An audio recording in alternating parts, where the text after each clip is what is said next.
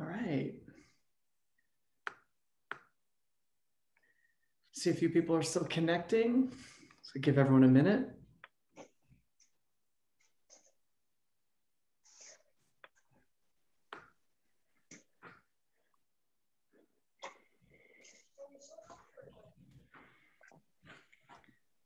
So good morning. Hopefully it's morning for most of you.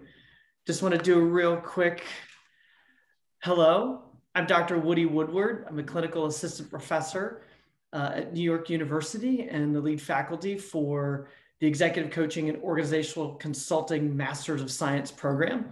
And here we're going to talk a little bit about that program today, but I'm excited to have everyone here. And I just want to do a real quick round the Zoom just to get acquainted with everyone here. If you could just give me a quick, tell me your name, some fun, exciting fact about yourself, why you're interested, and where you're zooming in from. So how about Vanessa? I'll start with you since I see your mic off.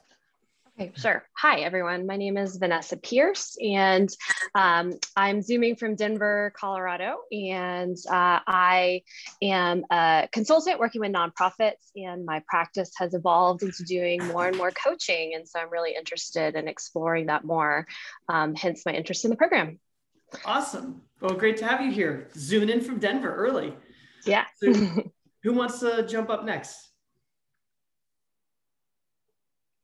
I want to call some folks out. Ray. Hi, Woody. So my name is Ray Gonzalez, and I've been a coach for about three years. I've been doing it long before that. I worked in the trading club and investment bank for 14 years, and I decided that's not what I want to do. And I had a coach who coached me through my transition, and I really saw that that was something I wanted to do. I also consult with companies to help people have work for employees and managers and leaders. And this is just a sort of an extension of where I see that I'm going in the future. And I'm in Brooklyn, in New York. Oh, great. A New Yorker and a reformed banker. Awesome. Yeah. Great to have you here, Ray. Appreciate it. Who wants to jump in next? I can go next. My name is Cameron. I'm not going to turn my camera on because I'm also in Mountain Time and it's 8 a.m. and I'm not fully prepared. But I work in the tech space. I work in people operations, basically HR. And it's been a really amazing experience being in tech and learning and supporting people. I've noticed that the thing that often gets dropped the most is people feeling supported and that they can grow and that they have direction once they're in a fast, high growth environment. And it's easy for people to sort of be expected to just work, and then their development is ignored. And we just hired two very experienced HRBPs who have a lot of coaching experience, and I've seen how much of a difference they've made in the organization. I'm very inspired by them. So that's what brings me here today. I'm very interested in finding ways to cultivate similar skill sets so I can be as equally as useful. Well, first of all, I'm sure you're very useful, Cameron, but I got to say it warms my heart when I hear someone from IT talking about the people side, right? And why people matter so much. So that's great. And hopefully, we'll get you a shot of caffeine and adrenaline with this session today. You'll be up and going in no time. Thank you. All right, Cindy, I see your mic just came off. Yep. And I don't have my life together. It's 7 a.m. where I'm at in the Seattle area. So I do not have my camera on. I am also in the tech industry, and I do team level coaching with development teams in the agile space. So that's kind of a framework for process for software development.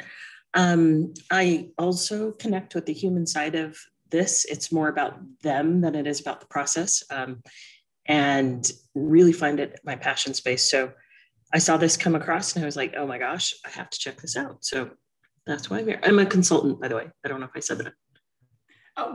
That's great. And we have the consulting side of the program, we have the coaching side, and I'm going to talk a little bit about that, Cindy, but great to have you here. Thank you. All right, who's up next? Sean. Yeah, I'll go next. Sean, I'm currently an L&D specialist. Done a lot of informal coaching in my role and sort of looking to kind of transition to a more formal coach.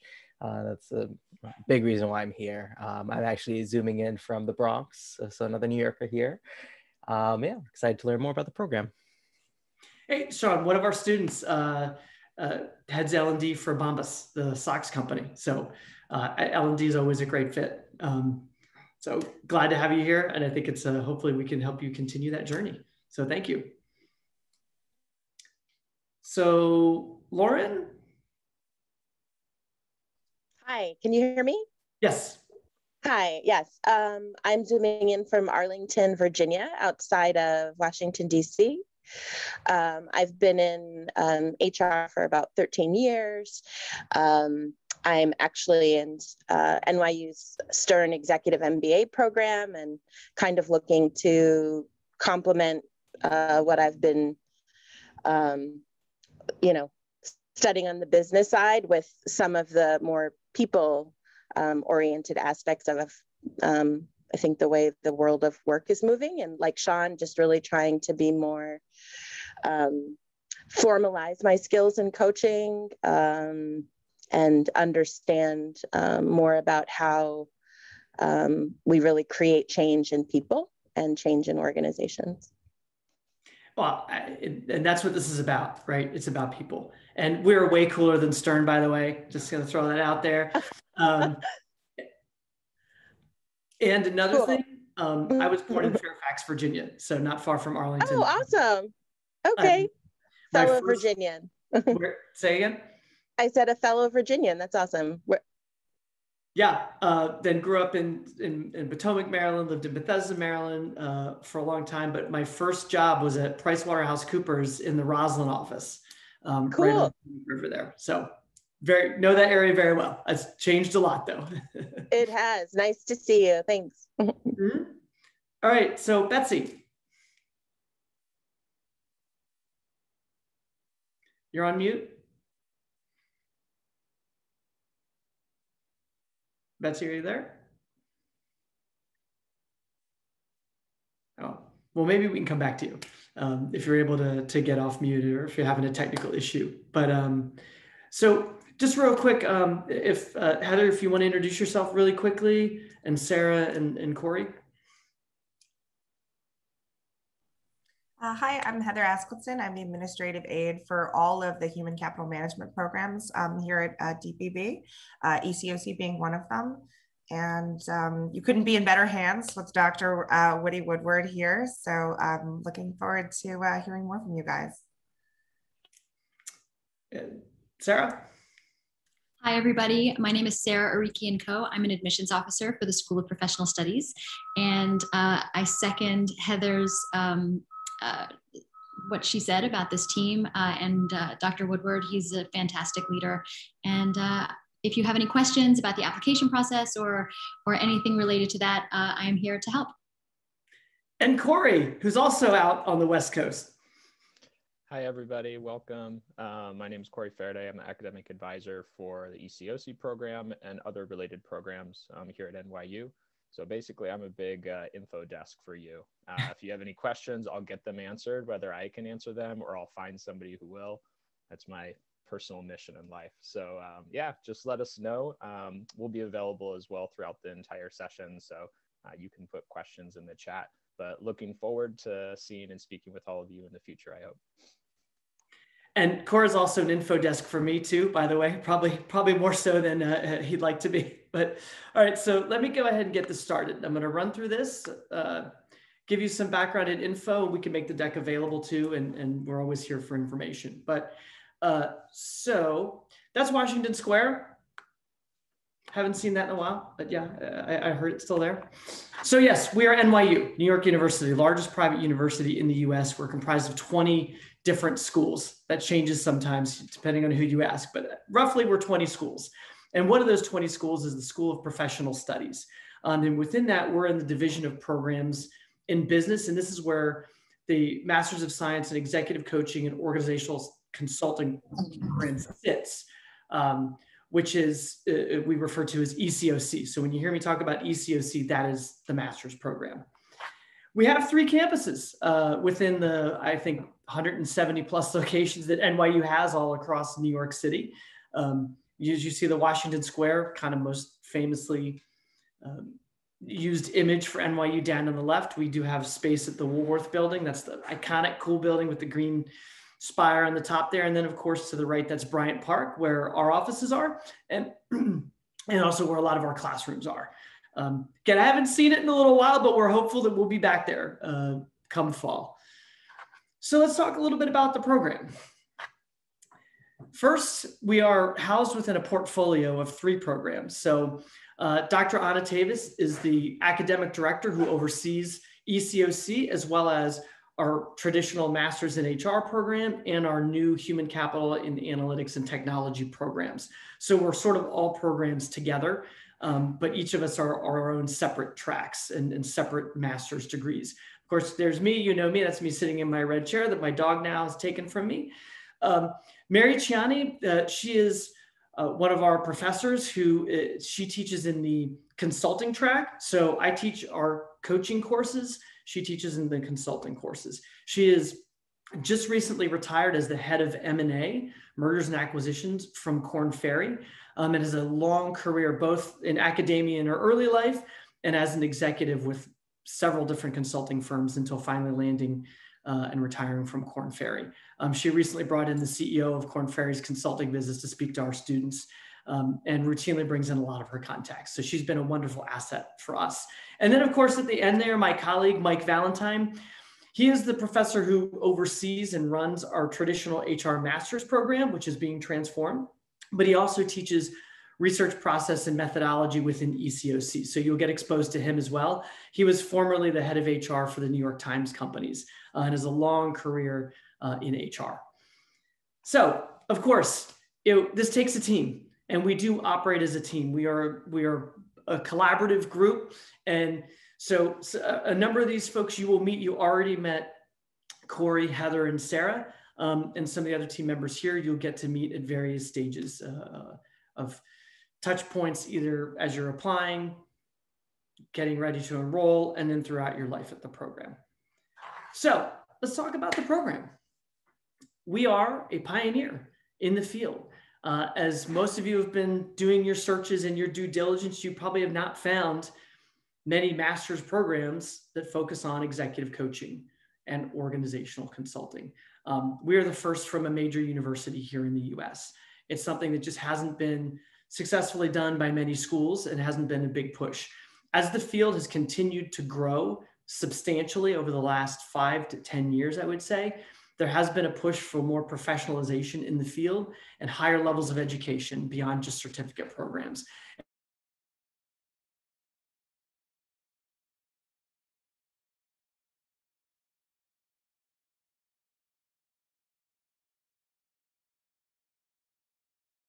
Three students, and 14 of which are full-time and will graduate at the end of this summer. So our vision is to be more than just a program, right? We want to be a center for excellence. We want to set that new professional standard that I mentioned. We also want to pioneer new innovations. We want to work with technology and coaching. We want to work with the biggest players in the space, and I'll get to that in a minute.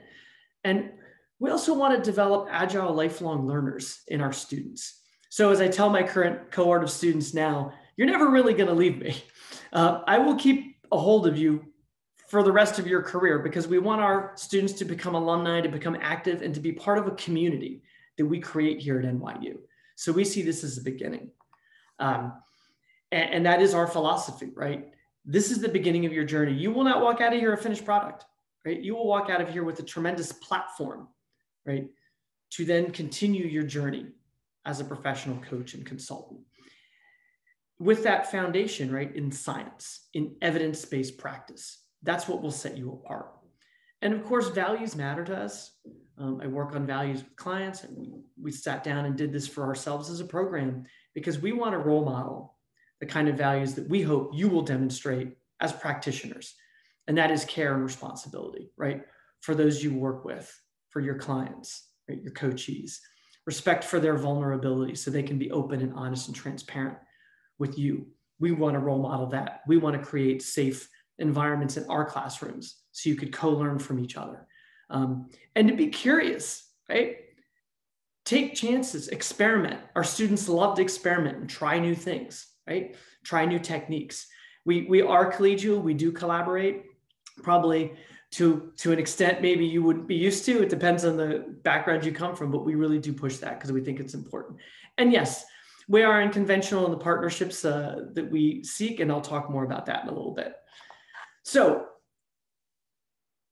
there are two sides of this, right? But parallel tracks. So the course is proprietary, the program is proprietary. We've created all of our courses specifically tailored to develop you as coaches and consultants. There really aren't any options or electives. It's all about taking these two tracks in unison together. So on the coaching side, it's about being that thought partner. And look, there isn't a better time to be thinking about how to help leaders navigate volatile, uncertain, complex, and ambiguous environments like we've never seen in a generation. So that's critically important. And that's what we're going to help train you to do and grow that capacity, strengthen communication. The number one thing that leaders have come to me for, and typically in research has shown come to coaches for, is communication, challenges in communication. How do they collaborate? How do we instill that mindset? From a consulting perspective, it's that trusted advisor as opposed to coaching is really a one-on-one and sometimes a team intervention. Consulting is really the system, right? The business, the structure. How do you cultivate that culture? How do you develop strategy? How do you align the structure and strategy with the people and enhance inclusion and experience and diversity in the business? So we think we have a number of advantages. So we do have an excellent certificate program. We just revamped just before relaunch, or we relaunched that last summer, just before the launch of the master's program. So I think there is an excellent space for those types of programs, but this is going to the next level. This is a master's degree, a master's at NYU. And we believe in the science of human behavior. It's a critical cornerstone to being an effective coach. We will expose you to current research. We will bring in world-class thought leaders to speak to you, right? For you to interact with, to have Q&A with. We do believe in social science methodology, not just for research, but how you approach clients, both individually and as corporations. All of our faculty are PhD trained. So we also have tremendous connections to industry. We're not model specific. We teach approaches. We help you craft your own approach, right? Based on the evidence, the research out there, and what kind of work you want to do, right? So that's where we stand. Now, also what sets us apart, look, we are a global institution. We have 13 global campuses. So we are all around the world. We have a degree granting campus in Shanghai. I actually spoke to one of our classes there the other night. And we also have a full degree granting campus in Abu Dhabi, but we have sites everywhere. So we are a global brand. This is a deep dive into research and also into practice. You will be practicing techniques, not just looking at theory, but you'll be working with other students and then in projects in your capstone, right? We do think that the student experience here is important. And that's why we want to make sure it's not just us as faculty you're interacting with, but those in industry, but also with each other. Our students have such a diversity of background and experience. And we know, and I learn from our students all the time. And we want you to learn from each other too, and to be co-learners. And that's why we do believe in a cohort model. So I talk about partnerships. We believe this is important. First, because we learn from our partners. We also get cutting edge research from what they're doing and thought leadership from what they're doing real time with clients. But we also want to create avenues after you graduate for places to go. So we have the connections to put you in front of the right organizations where you think you may have opportunities. So we are partnered with Korn Ferry. As I mentioned, Mary Siani came from Korn Ferry. She also came with all of her connections and has been incredibly gracious. She recently just set up an internship for one of our students in their consulting business. We're working with Bravely very closely, and we'll get into that also in a minute because they're also helping sponsor us in some areas. But I'm actively working with their head of content right now on research projects in coaching for some of our students to engage in. We're also actively working with the founder of Imperative, a social entrepreneur named Aaron Hurst on some projects with him on peer coaching. He has a peer coaching platform. For those who aren't familiar, Bravely is a online coaching platform that's really taken hold. We have a great partnership with the founder of WBEX, the World Business Executive Coaching Summit. He's actually granted all of our students free passes to the conferences, which if you've ever been to one, they're very expensive. We have a great relationship with BASF. One of their HR executives sits on our advisory board, and numerous others that are coming online that I can't disclose quite yet, but we are always working to continue to build relationships. And also we are affiliated with the International Coach Federation New York City chapter. We run a conference every year with them. This year was virtual, but we do a conference every year where we bring in guest speakers. The last time we had 200 people. I think we had roughly that when we did it online back in March. Again, it's an opportunity for our students to interact with coaches in the New York area community, as well as to get to hear from great speakers that both we collaborate with them to bring in. It's another great relationship. We do it every year. Hopefully next year we'll be in person at the Kimmel Center again. And yeah, so overall, what is this program, right? We're a comprehensive 12-course, 30-credit accelerated Master's of Science program. So you could do this in 3 semesters in 1 year if you go full-time. Otherwise, 2 to 2.5 years if you go part-time, depending on your pacing and how Corey helps guide you through that. As I mentioned, we are aligned with ICF. ICF has never accredited a master's program because it's just not been within their purview, but I am working closely with their VP of accreditation, and I sit on the accreditation task force for ICF. So we're working out some arrangements to make sure that they will recognize this because it's over and above any certificate program they've accredited. And I guess we are designed to be both online and in person. We did launch fully online for reasons I don't need to explain to anyone. We had an incredibly successful 2 semesters. So we have been highly successful at doing this online. And we'll continue that. Our hope is to be able to offer some variation of in-person offerings come fall, but that will not be dictated by us. It will be dictated by the coronavirus. So we'll see where we get there. And this is just a quick overview. You can access this. We're going to have this on our site so you can see it, and we'll make the deck available. But just to give you a sense from a full-time perspective, we start with an immersion residency, which this year, depending on what happens, it'll be 2 days online with a break in between for travel for those who will come in here who aren't local. And we'll spend 2 days of Friday and Saturday together as a group, virus pandemic willing. We'll get together, and it's really an opportunity to get to learn, to get to know each other, to build bridges, to create an environment of co-learning. And that's really our focus, and to give you a taste of what the program's about, what you're going to be learning, and to bring in guest speakers for you to do some Q&A with and get some exposure to. And then from then on, so that's the first week in September, then we move into our courses. We start with Science of Behavior and Change. We get into special topics of both coaching and consulting. So those are 2 halves of a semester, where again, you just get a flavor for what those 2 fields are about and some kind of introductions to it. And then along with that, you have business communication and business strategy. Again, 2 halves of one offering over that semester. And then you move in, that's the fall. Then you get a break because you'll need it over the winter. Then we go into the second semester, and that's where we really dig in, right? And focus fully on the practices, coaching practices, which I teach, consulting practices, which Mary teaches. And then research process and methods is really about getting you prepared for your thesis capstone. So it's really about that social science methodology that you will apply for your project, but as well as that you would hopefully apply as practitioners.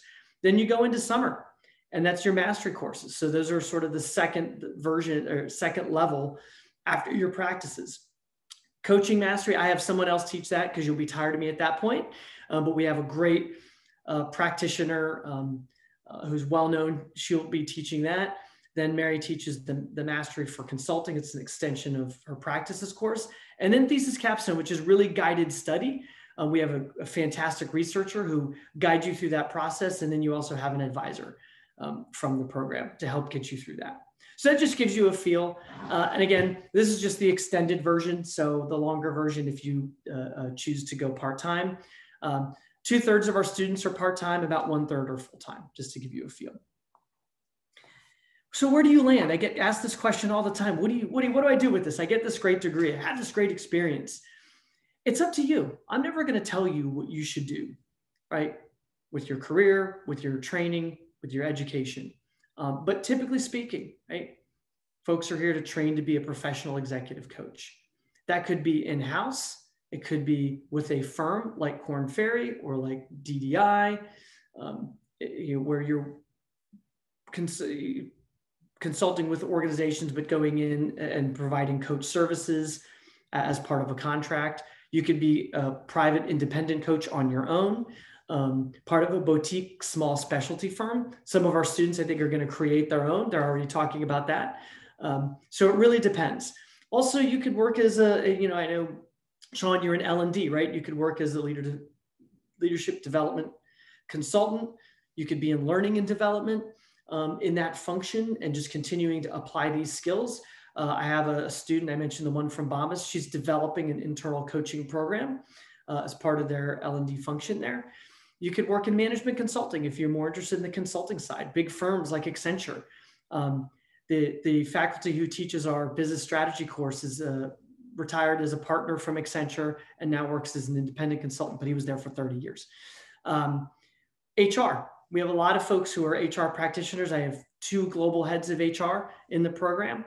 They hire coaches. They have coaching programs. So they wanted to really up their skill sets, not only to be better, what I call small C coaches, like in the moment, but also so they can manage the coaching function better. Or you could work in executive management. I have a couple of leaders who just want these skills to be better leaders, which I really think is great. And then those who are just applying this in their current role. So like I said, it's up to you. Our goal is that you're a lifelong learner and developer, right, of human potential in others. That's what our hope is for you. And this is our cohort. So this is what the future of coaching looks like.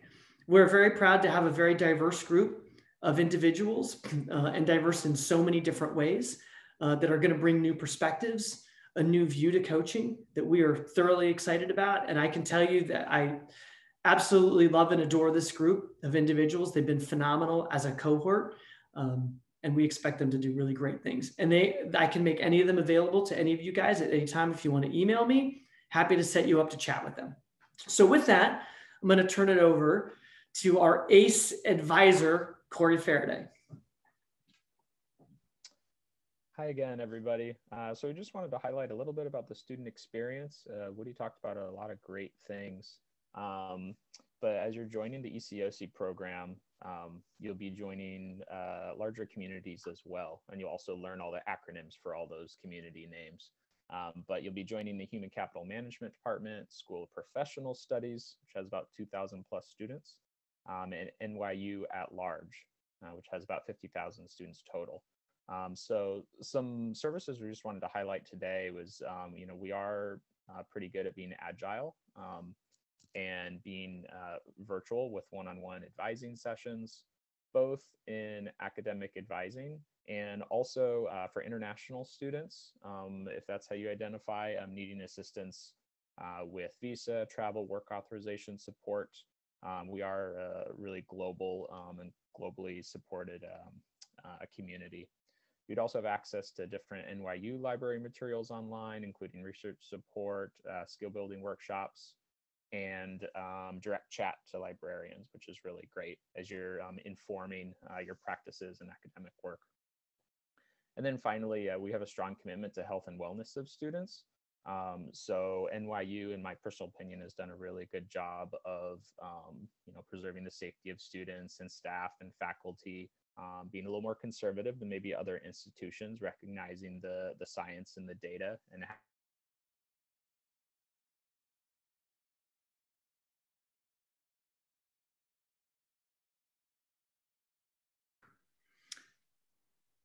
Hey, Corey, I can't hear you. I don't know. Is it me? No, we lost the connection. Oh, okay. I wasn't sure if it was me. As well from the Student Health Center. Oh, hey, Corey. Sorry, we lost you for a second. Are you there? Yep, I'm there. Where did I cut off? Start with commitment. Awesome. Okay. Yeah. So these are just a few examples of our commitment to health and wellness and safety of students. In my opinion, NYU has been nice and conservative and really informed its policies and return plans based on the data and the science, which has been great. But as a student anyways, you would have access to the Student Health Center and the Wellness Exchange, which is a 24-hour mental health resource.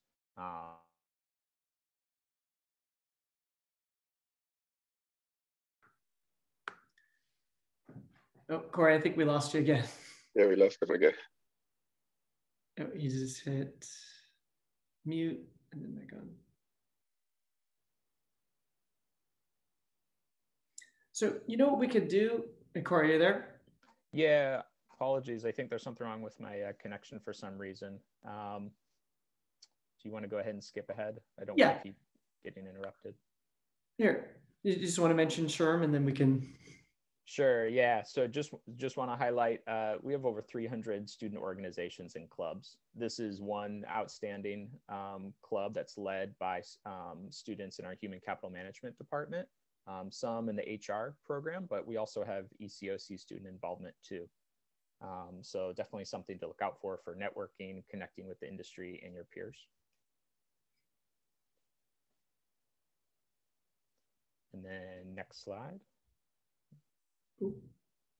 Yeah. So Sarah, we'll go ahead and kick it over to you. Absolutely. Yeah. So I'm going to be talking you through the admissions process and the application process for the ECOC program. Let's go ahead and great. So here are the application deadlines. As it has already been mentioned, there is only one intake for this program. It is the fall semester, which starts in September.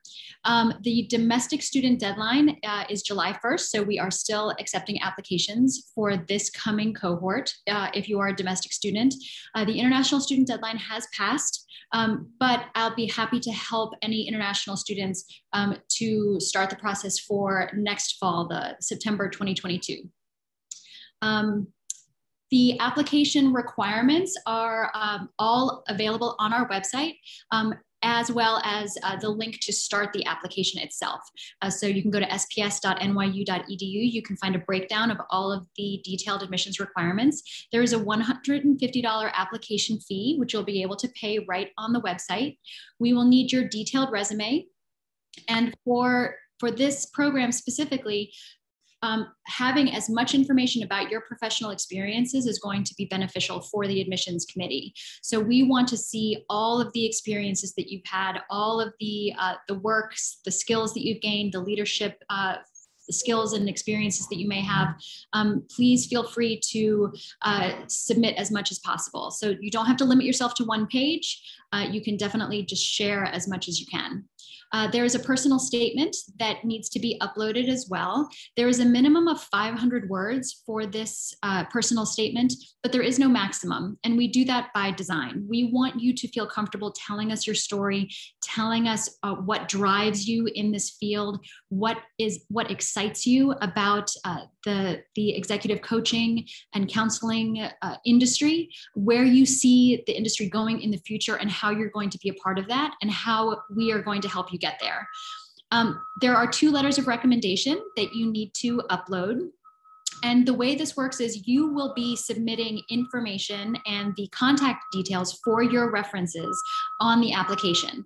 NYU will then reach out to your recommenders and they will submit a secure letter of recommendation on your behalf. So it's all done securely through our website. When you're thinking about recommenders, it's really good to think about people who can talk about your skills and your preparedness for this industry, for this field, and just how you are going to be an outstanding candidate for this program. We understand if you don't want to submit information for current supervisors, if you're going to be, at your current place of work. And you can always reach out to the admissions office and we can help you think about other recommenders in your network that may be good options. We will need all of your college transcripts, and this includes any transfer credits that you may have received. So, think about all of the colleges that you attended where you received credit, and we do need to have all of those transcripts uploaded to the application portal. We accept unofficial copies for the review process. So, copies that you have at home, you can just scan those in and upload those right to your application. If you have international credentials, so if you attended university outside of the United States or at a university that is not accredited by a US accreditation body, you will need to have your transcripts evaluated for US equivalency. The details about this are on our website. You can also email the admissions office for details. We accept reports from 6 different companies. All of that is detailed on the website. You will submit your information to the company. They will reach out to your university, get your official transcripts, evaluate them for US equivalency, transfer your GPA into the US GPA system, and then they will submit the report to us. Also, if your first language is not English and you attended university at a school where English is not the medium of instruction, I apologize for that. There's construction outside of my window. You will need to submit a TOEFL or an IELTS score. Also, if your TOEFL or IELTS score falls below our recommended level, you will be prompted to take the Pearson VEPT exam. That is an exam that the admissions office will help you register for and will help facilitate. We will let you know if that is a requirement for you. The TOEFL and the IELTS scores that we look for, it's a 110 on the TOEFL or an 8 on the IELTS. We can go ahead and progress to the next slide. Great. So now going into our financial aid resources, this is for domestic applicants. There are a tremendous amount of online scholarship resources and information on the NYU website for financial aid. We encourage all of our domestic applicants to apply for the FAFSA. Even if you are not interested in taking the package that is offered by the federal government, completing the FAFSA will automatically put you into consideration for the NYU SPS grant, which is a need-based grant that is completely dependent on the information on your FAFSA. So that's why we recommend that everybody fill that out. There are also Stafford unsubsidized loans and Direct Plus loans that may be available for you. There are also a tremendous amount of private loans. So we do not help with the private loan procurement, but you can contact your bank, you can contact private lenders and talk about procuring a private loan. There are also a number of scholarships that are available. The School of Professional Studies has the grant that I mentioned earlier that is based off of your FAFSA. And there is also the Dean's Scholars Program, which is for continuing students. So after your first semester, you would be able to apply for the Dean's Scholars Program. And that is a merit-based scholarship based off of your GPA in your first semester. This is available for domestic and international students. And going forward. And so this is really exciting. Bravely, which is one of the corporations that we have a really strong connection with for the program, they are sponsoring a brand new scholarship. It's just been announced this week. So it is a $7,500 award for an incoming student. This is for a new student coming into the program. And there is the entire process is managed through the academic department, so they will be able to help answer questions about how to apply. But it really is about furthering the commitment to diversity in the field of coaching and furthering equity, inclusion, and belonging in the workplace. So we are really excited about this brand new scholarship.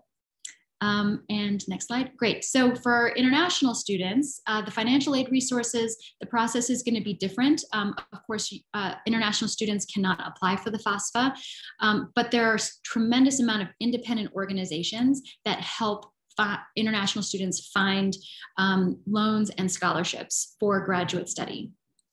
There's a list here. This is also available on our website. And so the scholarship that I mentioned, the Dean Scholarship and the Bravely Scholarship, those are also options for international students. And next slide. So as far as payment of tuition goes, the bursar's office at NYU has a great number of options for students to make it easy to pay the tuition bills.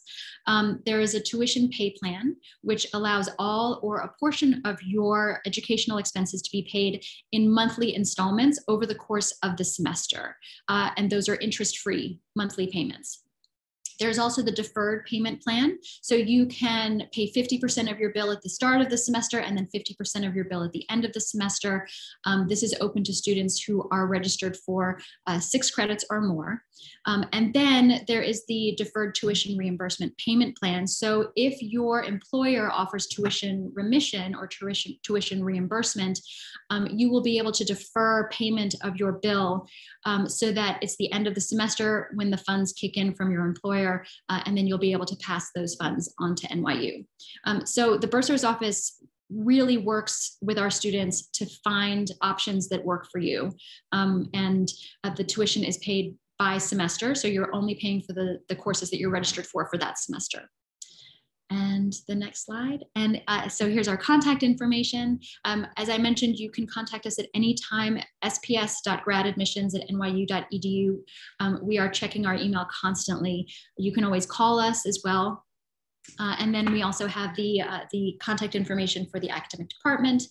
The Office of Global Services, if for international students who have questions about visas or any questions about the visa process or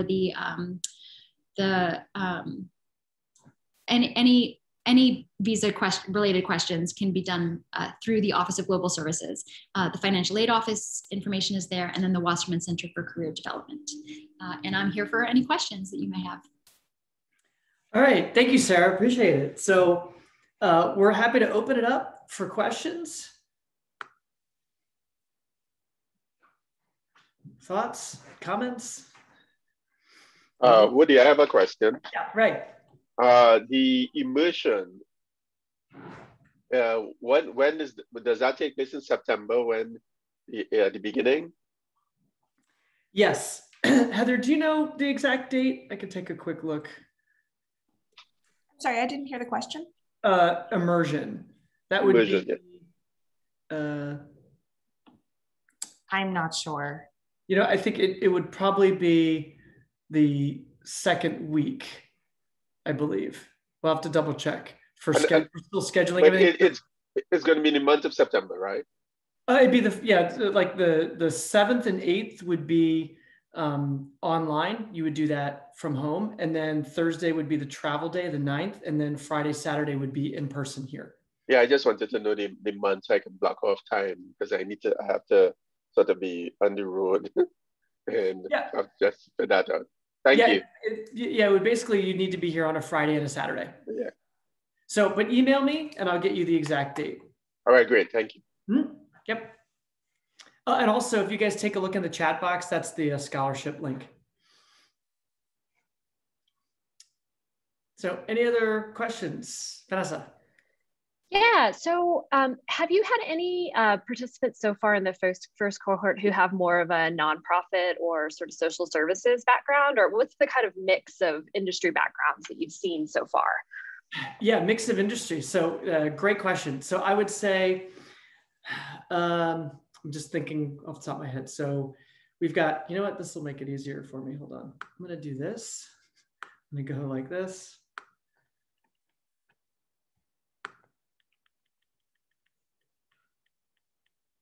There we go. This will help me now. So for example, I'm going left to right. So left, Maria is with the PATH, Port Authority of New Jersey. So she's in sort of, I guess you would say it's quasi-government. It's a government funded entity, you know, between New York and New Jersey. She's in HR there. Avram's just retired, or in the middle of retiring from selling his health, like a healthcare business. And he actually went to Stern.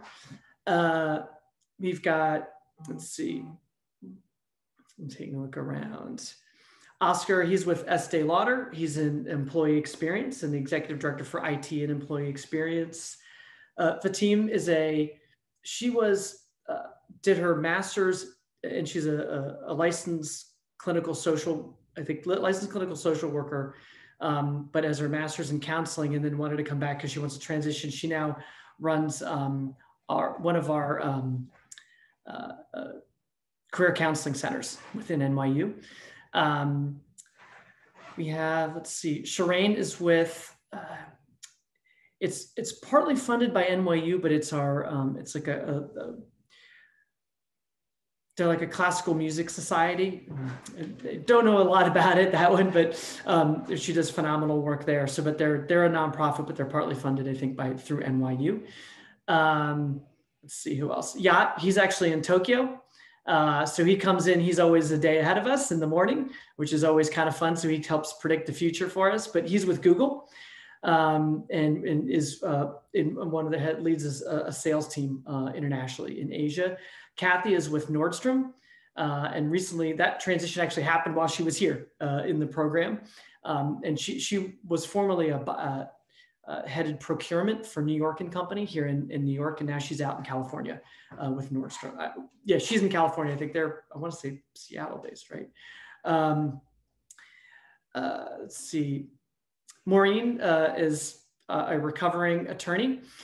So she was an attorney in private equity and M&A for a long time. And she's actually now the one who has the internship with Korn Ferry, which has been wonderful. They're getting a super deal on that one. As a reminder, I've got Remy and Christina are both experienced coaches. So Remy's been a coach for at least 5 years or so, and she is in private practice on her own. And she also works with a, and I can't remember the name of it off the top of my head, but it's a group coaching organization. It's a mother and daughter that founded it. But she does weekly group coaching sessions. So as part of her commitment to them, but Remy's a phenomenal coach. She impresses me every day with her ability. And Christina's also was a long-time coach on her own, I think for 10 years, but she now works for a consulting firm that offers coaching services, a private, smaller firm. As I'm going through, I'm thinking Wendy, head of HR North America for Colgate-Palmolive. Oscar runs a distribution center for Chef's Warehouse. Jory is, I call her the head friend raiser, but she's works in business development, we'll say, for Stern. I'm trying to think. Maria is a retired professional soccer player. So I think I've probably given you a pretty good flavor. I'm just off the top of my head trying to remember what everyone's different roles are. Is that helpful? Yeah, that's helpful. Yeah, that's great. Thank you. Appreciate that. Yeah, sorry, I could go on and on. So, what a question. No, I've got garbage service happening outside my window. What or how do you see success with people that are working full-time trying to do this full-time? Is that a thing, or do most folks do it part-time? Yeah, it is a thing. I mean, and Corey gets to touch that as well. 14 of our students are full-time and will on target to graduate end of summer. It's a heavy lift, no doubt about it. I mean, and it's something you have to think through. The first semester would be is a lot because you have immersion and then you have 3 courses, but immersion is really more about just bringing everyone together. And we'll meet a couple times during the semester as well. More of like to bring speakers in and for us to listen to you guys and hear what you need as well. So it's less of a course than really the other ones are. Yeah, it's definitely, I would say of those 14, and Corey could probably correct me, all but 2 are working full-time. I can think of 2 who are not, maybe 3. Okay. One who's working part-time. Helpful. Thank you. It is. And our classes, all of our classes are at night, just so you guys know. So at SPS, all of our courses are Monday through Thursday.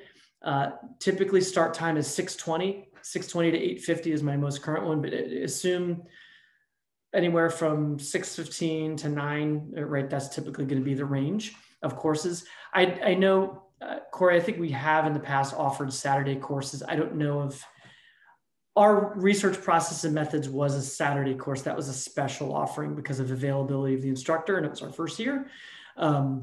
But typically that's what the cadence will look like. Corey, do you have anything to add? No, yeah, that's right. Yeah, that's right. The Saturday class is usually like if it's an additional section. So if there's like so many students that like, you know, we don't want 50 students in a class, right? We usually try and keep it about 20 tops, good ratio. So yeah, that's usually when the Saturday classes are. But except for immersion, which is unique, you all can expect to take like a class once per week, sometime between Monday through Thursday, kind of within the 6 to 9 p.m. New York time block. Any other questions? I think there are, can you hear me? Yep, Lauren, go ahead. Great. I was just wondering if you could talk a little bit as well about deliverables. I know sometimes online, do you have a lot of group work? Are a lot of deliverables more individual? Is there a requirement to kind of work with groups outside of a class session to prepare things for class? Can you speak to that a little bit? Yeah, absolutely. Of course, spoken like a Stern student, right, and consultant on deliverables.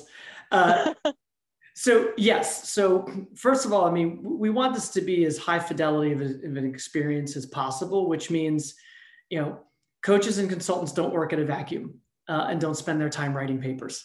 That's just not realistic. So now that said, some of the paper requirements that I have for my courses are really about developing your philosophy and approach to coaching, which I can tell you right now will change. Every student came in with their own thoughts about what coaching is and consulting is, and every single one has changed as they've gone through. And that's the point, right? It's an evolution. Just last night at the end of the class, when they were talking about, everyone was just reflecting on the semester, everyone came back to, yeah, Woody, it was a pain in the ass to have to do the paper midterm, but you know what? It made me sit down and think about what I want to do with this and how I want to approach my work. And also, it's for them to understand when they go to a conference, when they sit in front of a client or have that off-the-cuff opportunity, they know how to talk about what they do and what differentiates them and what they bring to the table. So that's just one example. But yeah, so typically in the coaching course, right, you'll be in groups of 3 where you will be expected to work with each other and coach each other, and you'll do recorded coaching sessions that I spend 15 to 20 hours actually grading. Right. And when I say grading, look, we're not here focused on grades. We're focused on feedback and development. So what I sit down and do is I'll give about 500-600 words of things I notice, things that you can work on and tweak, and things I think that you did exceptionally well that I want to see you keep doing. Right. And so in those sessions, you'll decide who coaches who, because it's obviously 3 of you and one person is the observer. And we did it all online. It worked incredibly well to give each other feedback. Because the idea is you're also going to learn from each other. You know, I just gave you a taste of the variety of experience that we have in this group right now. There's a lot that everyone has learned from each other. And they've also built tremendous connections with each other, which will be very valuable moving forward. So yes, it's a mix of in class, we do breakouts. We do at least 2 breakouts per session. So we tee up topics, we discuss it, we debate it. We get into groups of usually 3 or 4 where you'll bat it around. I'll pose some questions with you. Sometimes it'll be practicing some techniques with each other where I'll sit and observe, but also have you observe each other. And then outside of class, yeah, the recorded sessions is up to you. You guys schedule it, you figure it out, and then you submit it online. That's an example of coaching practices. In consulting practices, Mary assigns teams at the outset, right? And there are 4 teams, I think, for each class. And those teams are working on a specific business problem that's somewhere around organizational effectiveness, culture, possibly M&A, but it's the people side of that you're dealing with, right? And that's actually something we co-designed with Korn Ferry, that you go through as teams, and then it culminates at the end with what you present out to the client. Which is Mary, and then some of us will probably sit in. And then, so those are the 2 practices courses, right? So it's a mix of some writing, which is really about reflection and what you're going to do. And then also the actual practice that we give you feedback on, right? To help you learn and tweak. In science of behavior and change, it's a little bit, it's a mix of both. You know, some writing, also some practice as well on goal setting specifically and how that works. So does that make sense? Lauren, did I answer your question? Yes, thank you. Okay, great. And then capstone, that whether you want to do a traditional master's thesis, that's up to you, or if you, depending on if you want to publish scholarly work or go on for a doctorate, or if you want to do capstone, that's a project. And what I encourage our students is they pick a project within their company or with a particular client they already have. And that's really a practice project. So as an example, I have 2 HR professionals from the NYU library, which is also one of our schools because it's so huge. They're going to stand up a coaching program within their organization, within the library organization. And our students are going to be student coaches working with new employees who are accelerating. Their head of HR is like bending over backwards to make this work because he's so excited. So that's a project that they're developing and doing in real time as part of their capstone. So they have 2 reflection papers that'll be due, and also some metrics that they're going to look at right throughout the course of the summer, because capstone is in summer.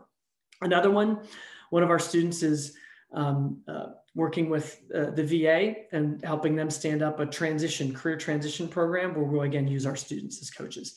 So I mentioned the one individual from Port Authority. They're doing some internal development work there.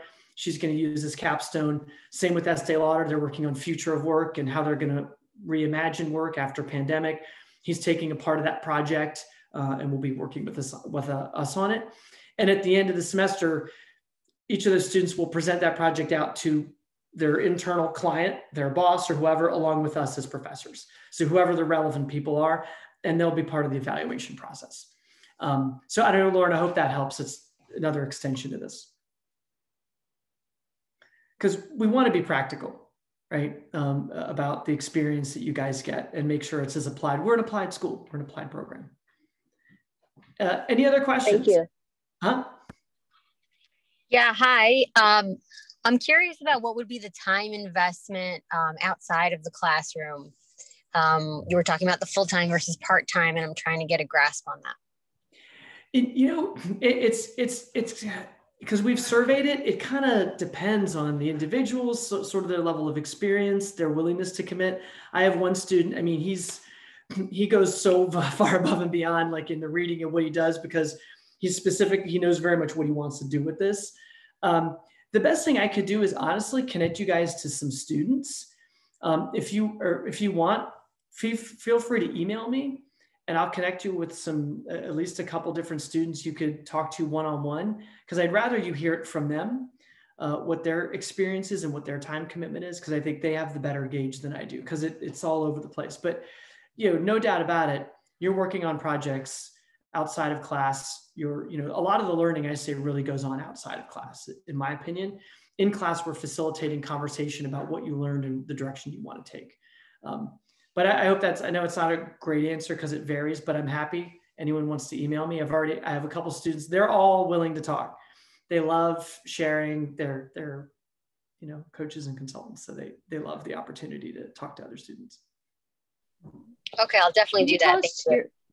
Yeah, please feel free. Can you tell us your email address? Yes, that was going to be the next thing. Thank you. I'll put it in the chat.